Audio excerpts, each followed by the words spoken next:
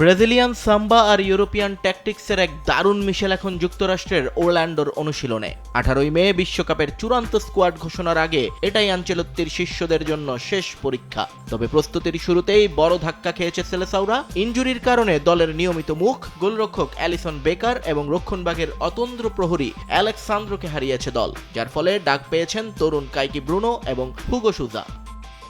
নেইমারের না থাকাটা বরাবরের মতোই এক বড় শূন্যতা। তবে সেই শূন্যস্থান পূরণে এবার তরুণদের উপর বেশি ভরসা রাখছেন কোচ। 26 জনের প্রাথমিক তালিকায় অনেক রদবদল হলেও লক্ষ্যটা স্থির, আগামী 26শে মার্চ বোস্টনের জিলেট স্টেডিয়ামে ফ্রান্সকে রুখে দেয়া। দলগত সংহতি ফেরাতে ওরল্যান্ডোর ক্যাম্পে চলছে সূক্ষ্ম কাটাছেঁড়া।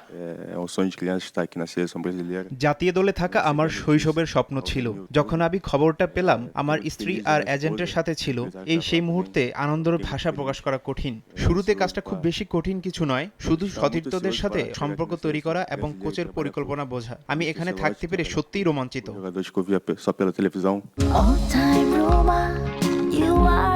All Time Roma.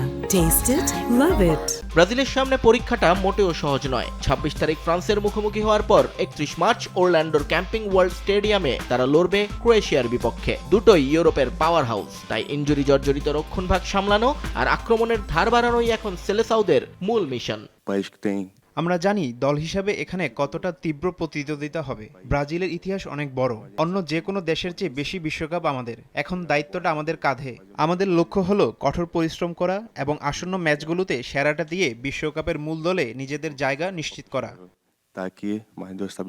নতুন আর অভিজ্ঞতার মিশেলে ওরল্যান্ডোর এই প্রস্তুতি ক্যাম্পই হতে যাচ্ছে আনচেলত্তির ব্রাজিলের নতুন দিনের সূচনা। নিয়ন মোহাইমিন, সময় সংবাদ।